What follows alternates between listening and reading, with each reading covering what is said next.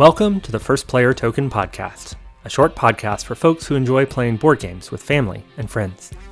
I'm your host, Derek Bruff. In this episode, we learn about an upcoming game about building mountains and seeking knowledge in Oros.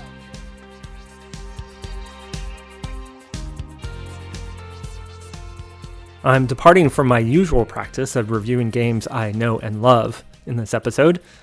Instead, we're going to learn about a game I haven't actually played yet because it hasn't been published. Back in September 2021, I had the chance to travel to Indianapolis and attend Gen Con, one of the world's largest board game conventions. There were a lot of board game publishers at Gen Con showing off their latest games, and I had a blast wandering the convention hall among the big booths checking out all these new games. However, one of the most interesting games I saw was tucked away in one of the smaller rooms. It was the first game, not even out yet, from a brand new publisher. The visual design of the game caught my eye, and as I eavesdropped on other convention goers playing the game, I knew I wanted to learn more. Oros is a 2 to 4 player game, which takes its name from the geological term orogenesis, the process of mountain building when two tectonic plates collide. In the game, players take turns shifting and colliding tiles on a shared map, representing the movement of tectonic plates in the ocean, moving over hotspots and erupting volcanoes. Each player shepherds the development of a group of people inhabiting these new and evolving islands, with the goal of creating mountains for their people to climb and seek knowledge. There are several different ways to attain knowledge in the game, and the player with the most knowledge points at the end of the game wins. Brandt Brinkerhoff is the designer, artist, publisher, and everything else for the game Oros, the first game from his company, Aesc Games. That's Asch spelled A-E-S-C. That's the name of that funny character you've probably seen that combines the vowels A and E. In typography, it's called a ligature, and it joins A and E along a shared stem. See, Brandt Brinkerhoff is a graphic designer by trade, so he knows a few things about typography. He named his company Aesc Games because, as he says on his website, quote, "We believe a great game should work similarly by bringing together thematics, mechanics, and aesthetics into a unique and elegant play experience." I was so taken by Oros without even playing it that I sat down with Brandt and interviewed him about the game and his experience designing it. The game had raised almost $300,000 on Kickstarter the month before we talked, and Brandt talked about the origin of the game, the design process, including how the game's graphic design influenced its game mechanics and vice versa, and the next steps in the publishing process. Here's Brandt Brinkerhoff of Aesc Games from Gen Con 2021 in Indianapolis. Tell me who you are and what's on the table in front of us. All right, so I'm Brandt Brinkerhoff. I'm the creator of Oros. Oros launched on Kickstarter about 4 weeks ago, so it closed up just then. And then right now it's in the late pledge phase. Oros is a tile shifting, mountain making, volcano erupting game. So all the mechanics are based on plate tectonics. And then there's like this anthropological theme that's also boiled into the top of it. And those two things are kind of colliding together to create this like really intricate type of game and play experience.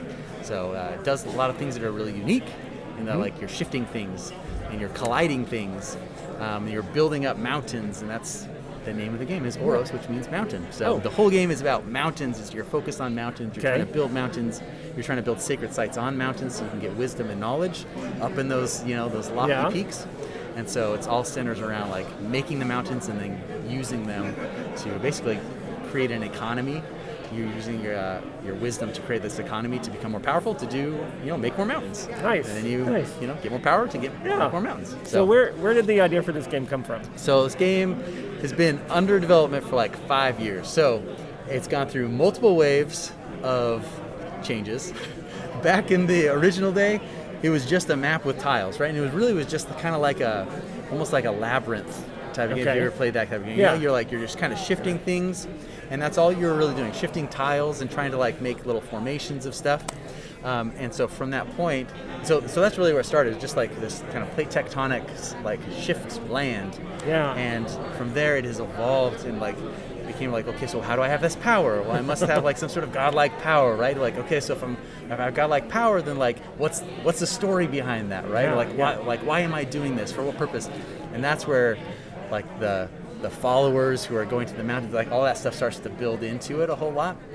And so it's one of those funny things. It's not like you thought of this game one day, right? And you made it. And it's like, no, absolutely not. It's taken 5 years to get to the point, and like hundreds of rounds of changes and play tests and to getting it to the point where it's at today. So did that answer that question? I think so. This is your first game. First game, yeah. This is the first design, correct. So had you been playing board games for a while and just decided to tinker with one of your own? Yeah, so I've always been a big board game enthusiast. I think probably since I was in like high school, and my mom got me Settlers of Catan for Christmas or something like that, right? Like that can be transformative, right? Like because honestly, like that was that game where you play it and you're like, this isn't a board game like I'm used to, right? Like this is a real game, and that's when it kind of started clicking, and you start getting more obsessed with like what other games are like this, because this is so much better than playing Sorry every weekend, right. So that's where that kind of started. And so I've been a big game enthusiast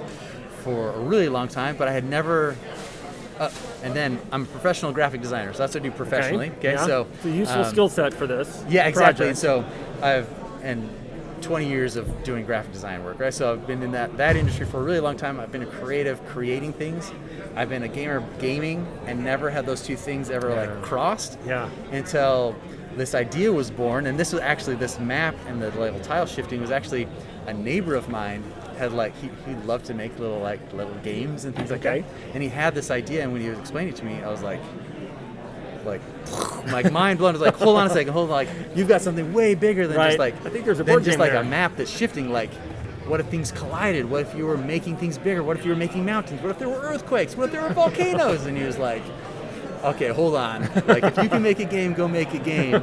And so that's really what kind of set me on the path. Like, never had I thought like, I have all of the skill set to do this, and I have a passion for it, and I should do something about that. Yeah. It never crossed my mind until it was like, you should make a board game, because clearly you've got like ideas on how to do this. Yeah. And that's really where it's like, that's the whole thing that started. Yeah. And then from there it's just like, once you start, you don't ever get to stop. Like it's right? Like you play test it, and then you're like, oh, that's broken. Well, I guess I better fix it. Like I don't just stop. I guess I'm going to fix it. So yeah. And it just keeps going and going and going. And while I was doing that, I was also illustrating the whole thing and doing all the design work like as it was being developed. Because, like I really feel like, especially when you're play testing, I mean, you can definitely play test on little scraps of paper, and it's going to work mechanically. Yeah. But you're going to burn through your play testers because they want a good experience. Right. Exactly. And so if your game is still a little rough, but it looks good, they still, like, there's this thing with like good looking things. And people are like, that was still fun. Like I still enjoyed myself because it looks good, right? Yeah. And so at least there's that side. So I just kept like designing it as I was developing it, which I think also helps especially when it comes to like the symbology, all the icons that are in use, right? Like you can test them and see if like, did you understand it? Yeah. Right. Because that's a real important part of it. And change it, and like so. Not waiting to the end to like just do artwork and treat iconography as if it were artwork. Like you actually using it as playtesting was really valuable because it helped like validate things. So I don't know. I feel like the design process is like, it's not just the game design process, like the actual graphic design process actually really aided in how the game was developed. And we often think about like mechanics and theme, right? Yeah. But the visual design is often connecting those in really important ways. It makes you're totally right. Like so, like a lot of times, the mechanics sometimes only make sense because visually you've made it make sense. Yeah. Right. Or at least that's where like the intuitive, like it becomes intuitive only because like visually it's intuitive. Yeah. Because otherwise it's a hard complex. It's a hard concept. But like visually you've simplified it, so people are like, I know what that means. Yeah. And that's really like these player mats. I had just recently redesigned some of these to like break these things up a bit and try a few new symbols. And so even playing here at Gen Con has been really validating because this used to have words explaining a lot of the concepts because they were kind of hard concepts. Yeah. And so I worked on these like icons that would more like act like pictographs. Yeah. That would like actually diagram what that action is right there on the player mat. And it simplified the look of the mats. And I was kind of like holding my breath, like, I hope people are like, okay, understanding. And like everybody's like, oh, this must work like this. I'm like, you're right. And like, oh, this must mean that. And like, okay, you did it. Yeah. Like it worked. Like kind of teaches itself at some point. Yeah, it's like, that's perfect. That's amazing. So I don't know, I'm a big fan of the graphic design side of the. That's really great. Like a big believer. My wife is an artist, and one of the things she does on the podcast is she will offer color commentary on the games. Nice. And I mean that literally. Yeah, like the commentary on color. On the color, yeah. She would love that, and she finds, if the game has really good visuals and iconography that help convey meaning, she can pick it up a lot faster. Yeah. It's super helpful. So you were, before I turned the microphone on, you were about to talk about almost like a storytelling piece to the game. Yeah. Right? Kind of a beginning, middle, and end. Okay, I'm curious about that, because I think a good game does have an arc to it.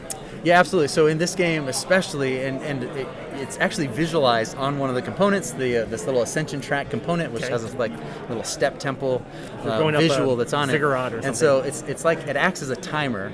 And so a lot of people see it and they're like, score track. Right. But like often the person at the top is not the person who's going to win the game. Okay. So it's not a score track at all. It's really the timer of the game.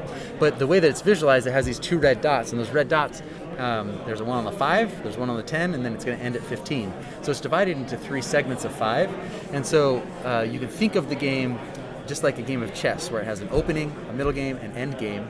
And the opening is often like, okay, I'm getting on the map, I'm getting a mountain formed, and I'm building something. And that's all that's happening, and that building is moving you forward. And that's what everybody's just trying to do. Get on a mountain and build something. Don't even worry about like your powers yet. Don't worry about like where you're going. Don't worry about where people are situated. Just build something. Once you pass that 5, once someone hits 5, now you're entering middle game. Now it's like, okay, strategically, how do I invest my wisdom so I can be as lean as possible? Because I want to save as much of that wisdom to get pushed to points rather than to power, right? Because you've got this like dichotomy of points versus power. Like, which one am I going to invest in? And so through the whole middle game, it's like, okay, what powers am I going to need to deal with the map state, do what I need to do to be able to get to that 10 mark? And once someone hits that 10 mark, then you're transitioning to end game. Now you're like, okay, now how do I convert everything I did with my power into points? Right. So now you're like, I got to shift over to the point side. And so it helps players, especially when I explain like, you've got different segments, so just watch where other people are. Once someone hits 10, don't invest in like erupting another volcano. Like, it's not going to help you. Go get points. Like, figure out how you're going to get points in the game.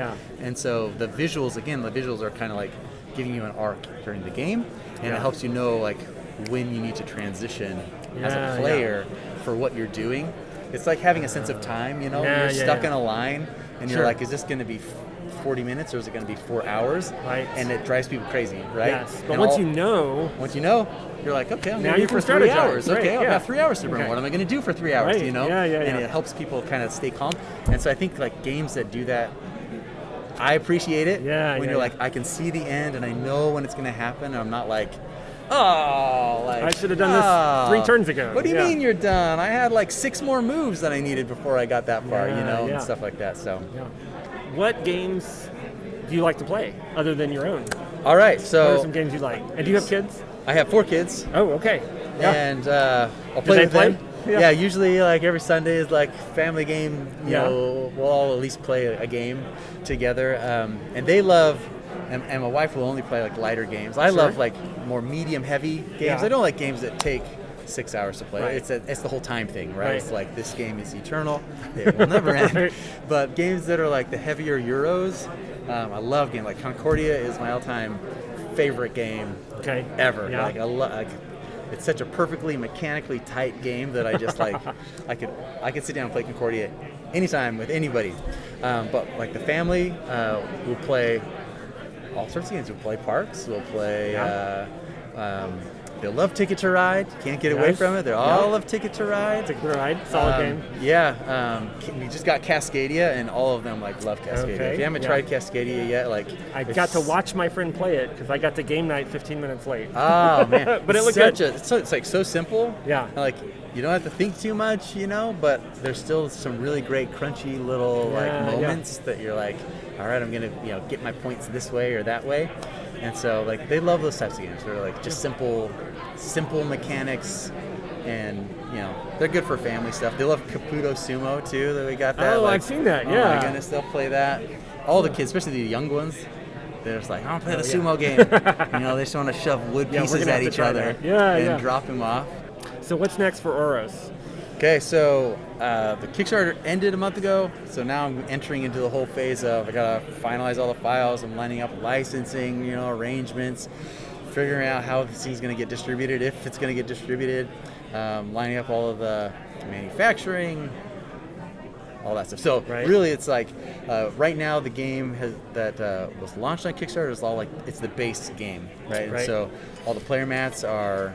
All symmetric, and so it's a really strong base game, but it's one of those games that just has this potential to you're thinking about expansions in like a lot of different ways. You can expand into asymmetry, you can expand into different modules, you can expand into like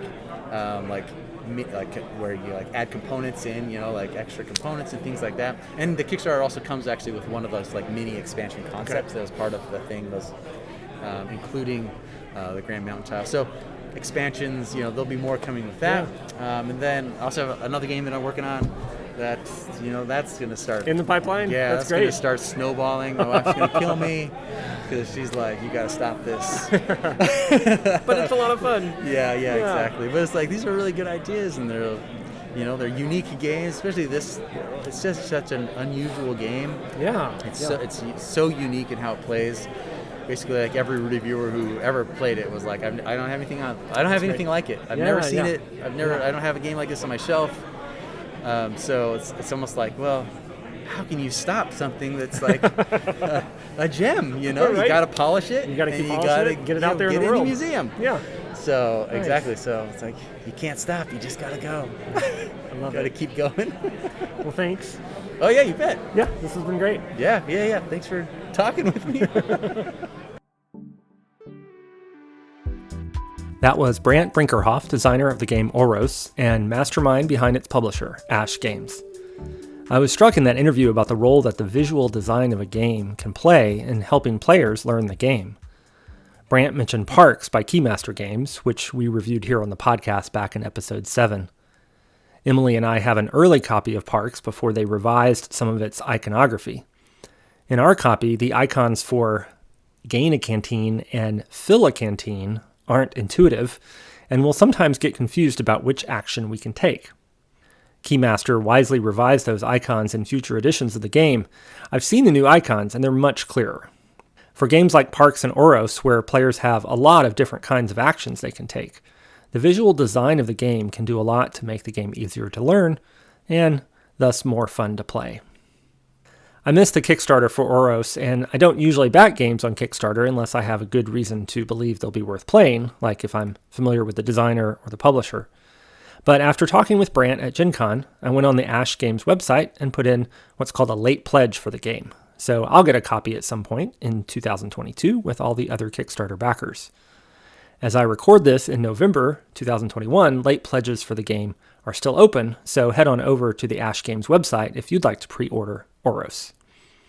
That's the last of my Gen Con interviews for the podcast. Thanks again to Keymaster Games for the chance to attend Gen Con and work their booth a few hours every day. Hopefully I'll be able to go back next year and snag some more great interviews for the podcast. That's it for this episode of the First Player Token podcast. See the show notes for more information about Oros, as well as a link to the podcast's Facebook group and our First Player Token coffee mugs. And if you found one of our game recommendations useful, would you share the podcast with a friend or review it on your favorite podcast app? That would mean a lot. I've been your host, Derek Bruff. Thanks for listening. Now it's time to play some games.